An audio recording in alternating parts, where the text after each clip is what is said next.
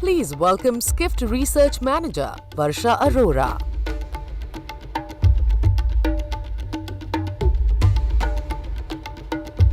Good afternoon, everyone. My name is Varsha Arora, and I'm a research analyst with Skift. And today we're going to talk about the Indian traveler and how India has the potential to become the next outbound travel superpower.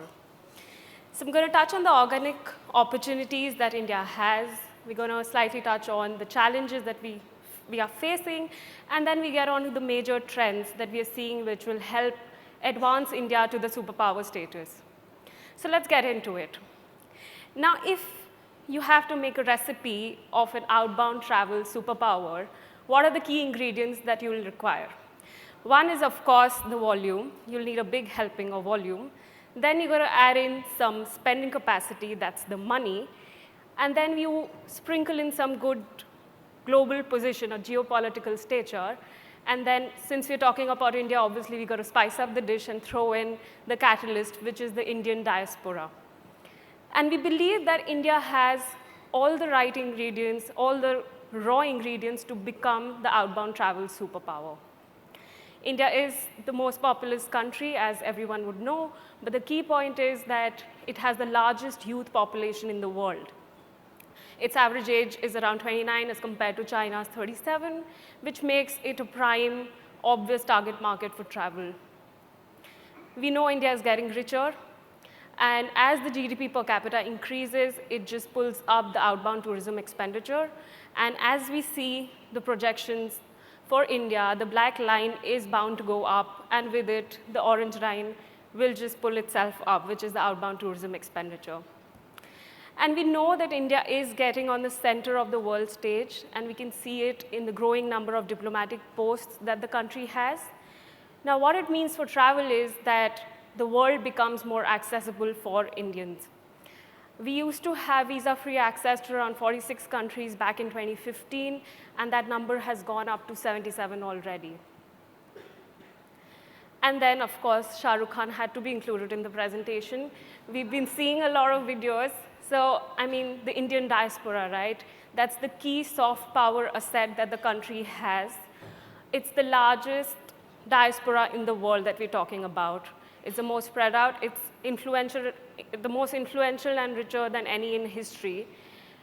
And travel needs to leverage that, right? So we're talking about Shah Rukh Khan, who's the cultural ambassador, who's making India known to the world. And at the same time, we have Indians running the top MNCs in the world at this time. So it's sort of like a two-way street, but eventually what it means is that the accessibility gets easier for Indians. So now we know that India is very well positioned to become the travel superpower, but obviously we live in the real world where there are challenges and we need to address them head on to make India the superpower. Now let's start with something very basic. Infrastructure is fundamental. Now, for someone who wants to travel and has the means to do so and does not have adequate travel infrastructure, it just becomes very, very difficult. Now, if you look at this chart, China used to have 3x the international seat capacity as compared to India back in 2019. We're talking about nations of similar size and similar size in terms of population and economy as well. And this challenge is just not on paper. It's not a theoretical concern. It just directly translates into money. It translates into how much these travelers spend in the destination. So we did a survey on the Indian and Chinese travelers last year, and we found that Indians end up spending double the share of their budget on just transportation. And of course, I mean, Chinese have the option of allocating it to in-destination spending, like on shopping or dining.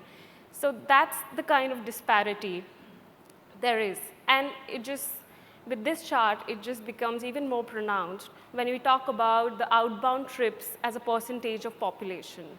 In 2019, 2% of Indians were traveling as compared to 11% Chinese. So we're talking about a very small portion of the population which was traveling. Now, even if we get to China's level, we're just talking about a 5x increase. But imagine surpassing China and democratizing travel for the population. And that's the goal. I mean, that's a vast untapped opportunity for everyone sitting in this room. And yeah, I mean, we need to leverage that for making it the superpower. Now, what we have known till now is, one, it's well positioned. We have the raw ingredients. There are challenges. Infrastructure is missing, but we are working towards it, and the challenges are surmountable. Now, let's talk about the future. So when India does get to the center stage, when it does become the superpower, how is it going to influence the world of travel, and what will it bring to the table? So let's start with luxury. The segment that we believe is going to grow leaps and bounds in the coming years. If you compare 22 to 23, there was an increase of 6% in the high net worth individuals in India. But looking forward into 28, we're talking about a 50% increase, which basically means the affluent class is going to grow rapidly in the country, and with it, the luxury travel experiences demand is going to grow. And speaking of luxury, let's talk about the international destination weddings. So we just closed a survey on this particular topic in which we sort of were targeting the couples who hosted international destination weddings in the last 1 year.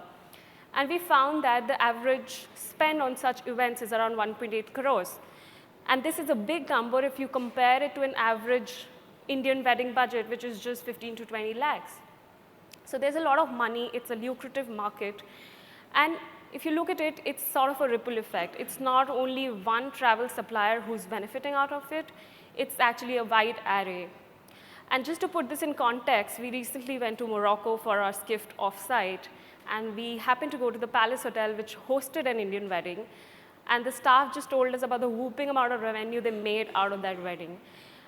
But the point for me here was that Indians are actually exploring destinations like Morocco to get married. And we don't have direct connectivity to Morocco right now. So that's the magnitude of this trend, and that's how lucrative this market is going to become. And we have spoken enough about how Bollywoods Association works for the travel industry, but just to put it in perspective, there are like more than half of Indian travelers who are wanting to go to destinations that they see on screen. And again, to put it in numbers, we saw Dubai's tourism campaign. It got some 2 million views within 24 hours of its release. Ranveer Singh's association with Switzerland led to a 25% increase in Switzerland's overnight spends by Indian guests.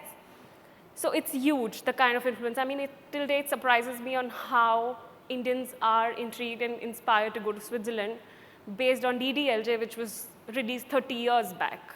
So Bollywood never gets outdated, and that's the kind of impact that it has on Indian travel decision making. Now we've spoken about luxury and we've spoken about how media plays a role in travel, but if you get into it, I mean, we are essentially wanting to solve for that 2% number. We're wanting to democratize travel in the country. And when India starts to travel, it's not only going to be the affluent class, it's going to be the masses who will travel. And when they do so, there'll be some disturbance in norms.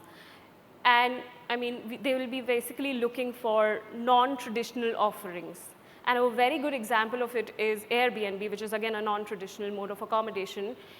We saw 2x increase in international bookings by Indian guests in 23, first quarter of 23 as compared to previous year.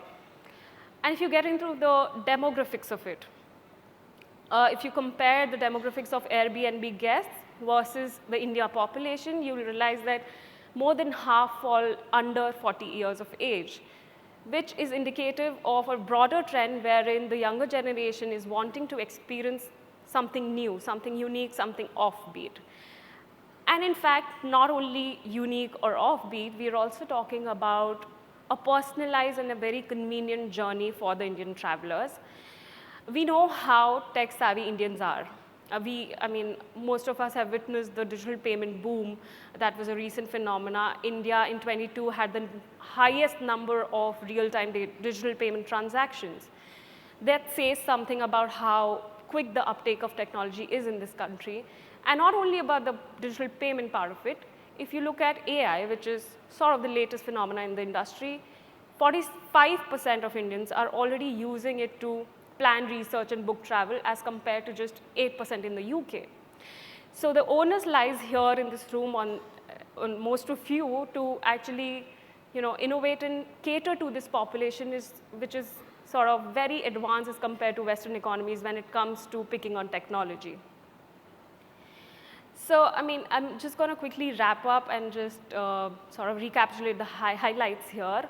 One, I mean, we have all the raw ingredients available. We have the volume, we have the money, we have a good geopolitical position, and we have the richest diaspora in the world. Then we get into the growing GDP, right? The income levels will eventually help people explore more of travel. They'll invest more in luxury travel experiences and maybe host a couple of international destination weddings as well. Then we talk about how Bollywood and the Indian diaspora will help create that India connection to the world. And then, of course, I mean, we're going to talk about the demographics, right, which is the key point for India.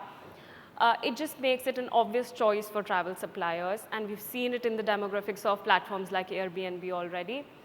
And then the fourth point, the tech-savvy attitude of India just needs to be leveraged because it just boosts outbound travel. AI being used by half of the Indian travelers says something about it. And we're just confident on how India is already getting there, and it's going to leave a lasting impact on the world of travel. And with that, I'm going to bring my presentation to a close. And these are two India-centered reports. One we published last week, and one we're going to publish next week. You can use this QR code to download it. And thank you so much for your time. Please enjoy the lunch.